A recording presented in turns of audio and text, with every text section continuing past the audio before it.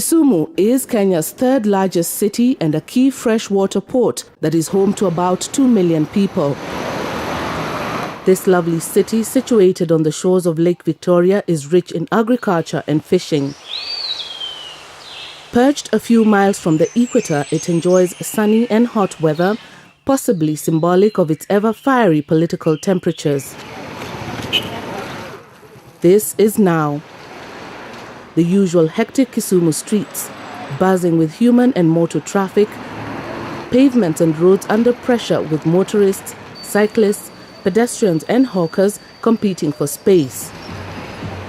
Its warm and welcoming feeling gives little evidence of the hotspot that it was at the height of the violence triggered by the disputed 2007 presidential election.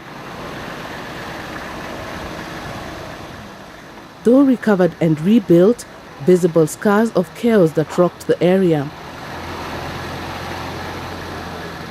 A stark reminder of Kenya's darkest moments, which left over 1,300 people dead and displaced 500,000 others.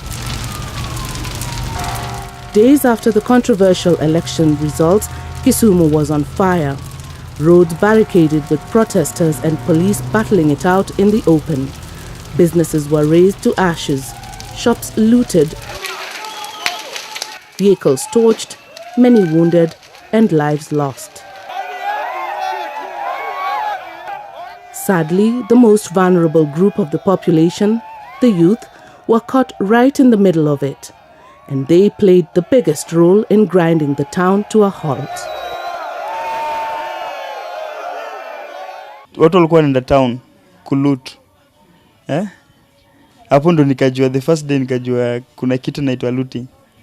Sasa nilikuwa nasikia looting. Mimi pia nikaenda nika-loot, nikakuja na vitu. Omondi's mother narrates how the post-election chaos had a huge effect on families, as their sons were the targets of police as they sought to rein in violence. Sasa wanasema, usipotoa hawa watu, wewe ndio tunamaliza na wewe mama. Kennedy akasikia, akasema hapana. Mama, kama ni hivyo, nifungulie tu, nikufe kama mwanaume. It is these damning reports that motivated GIZ, which is part of the German Development Corporation in Kenya, that operates in more than 130 countries worldwide, to support Destiny Vision Youth Group, that largely operates within the expansive Kisumu slums. And it is within the spirit and conviction of the importance of social cohesion and stability that GIZ, in April 2011, supported the Kisumu Interslum Soccer Tournament as a tool to promote peace and reconciliation. We are keen to and want to do everything possible to ensure that our youth carry the peace agenda prior to 2012 general elections. This underscores why we and our partners GIZ have supported this initiative by Destiny Vision Group in Kisumu. We encourage more of this kind of partnerships.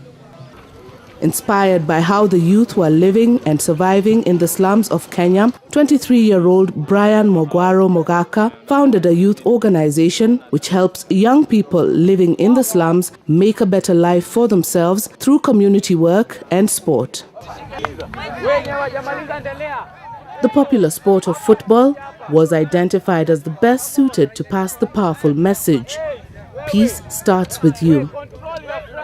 The Kisumu Peace Soccer event would spread the message using sports, a vital and powerful tool for peace and development that blends in well with GIZ's key objectives of helping its partners achieve long-term and sustainable development goals. It's a good model to actually educate the youth in Kenya, so that the efforts which are already ongoing at the national level are also replicated at the local level, but at an individual level, to make the youth aware, educate them on all these issues of taking individual responsibility for their environment, for their health, improving their life skills on what does it mean to live at peace, coexist at peace with your neighbor, to be united as a team. Indeed, As it is the case with most team sports, the individual responsibility of each player is key to the team's success. This meant getting the key stakeholders, that is the coaches, referees and administrators, briefed and trained on how and what messages to put across. The training of trainers was an integral part of the program, as they would solely use football to pass on the peace theme.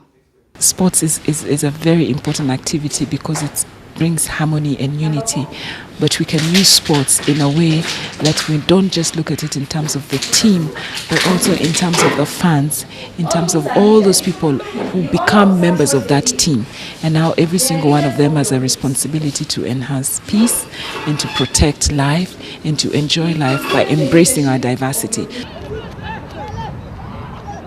The Kisumu Inter-Slum Peace Soccer Education Tournament attracted 20 boys and girls teams drawn from the town.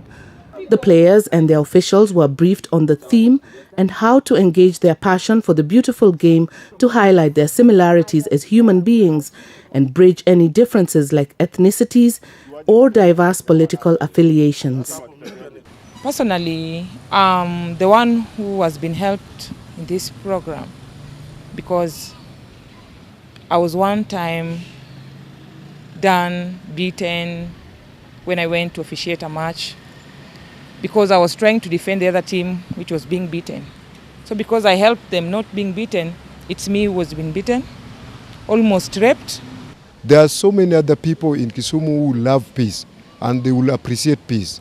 But even as we say, among the masses there must be hooligans. We must find ways how we can accommodate the hooligans and change them, rehabilitate them so that they can also fit in the society. We've got different tribes and we bring them together to play football.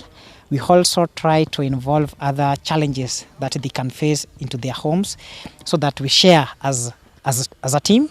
Then from there we come up with a solution on what we can do, either to develop their talents and also to create the impact or the challenge that people can face under violences. It was a unique kind of tournament as it adapted various styles of playing, the Football for Peace and Forum theatres. In Football for Peace, there were mixed teams and only the girls in the teams were allowed to score. These matches were unique. There were no referees involved. The players were solely responsible for fair play.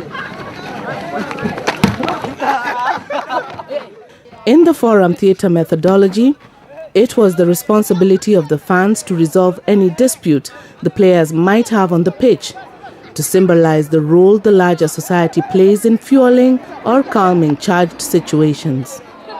We are teaching all the teams that participate, we are teaching them on how to use sport as a tool, how they can different methodologies like football forum theatre. Football forum theatre is where we play and we create conflict, and after creating conflict, we look for a way to solve the conflict. And we also bring different people to come and help us solve this conflict. We are also using other methodology like Football for Peace. This is a methodology that we can use to educate the community. It's not a match that has to be played for 90 minutes, but just a 3 minutes match that teaches the community.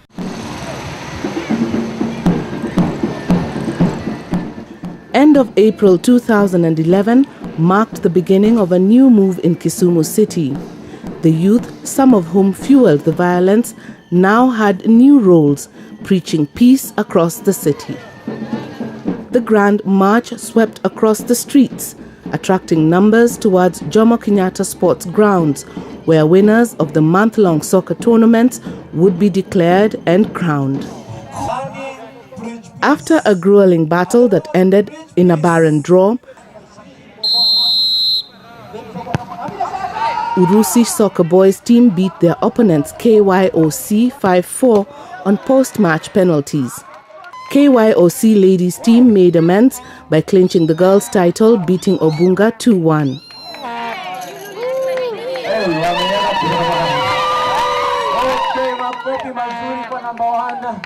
But as for the results, we take it as positive. We know these are some of the things that happens in the game. There has to be winners and losers.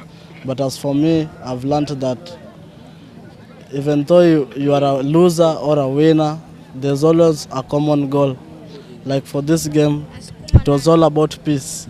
I'll take the trophy back to slums, and I'll also advise my colleagues in the slums to say no for violence.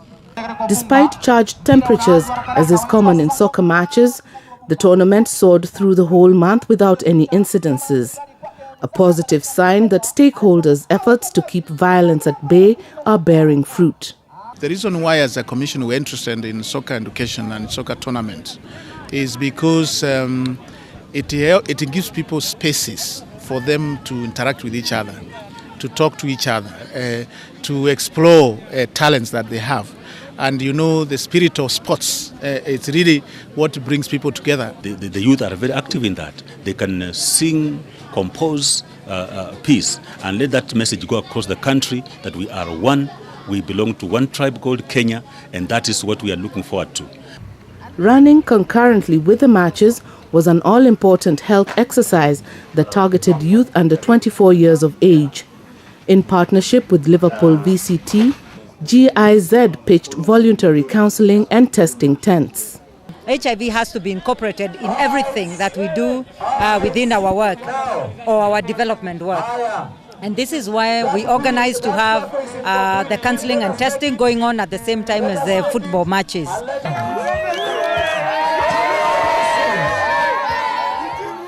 Celebrations rocked the grounds as every group delivered their peace message in poems, skits, songs, and side soccer matches.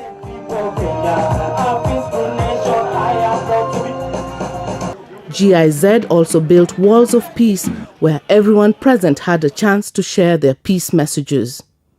Having signed the Wall of Peace, to take this message, say no to violence, back to your homes, and to give it a life beyond the 1st of May 2011. But the game does not end on the football pitch. GIZ, through Destiny Group, recruited peace ambassadors within slums. The program was timely, with the next elections just a few months away. It is important to educate the youth, who comprise 70% of the population, to shun violence and detest incitement from selfish politicians, and root for political alliances bringing together all ethnic groups. My community, my country, and my region. 2. Respect all life. Such ventures, if replicated across Kenya's 47 counties, will go a long way in building peaceful coexistence where every Kenyan feels secure, and that each of them has a role to play and say no to violence and instead define their destiny in peace.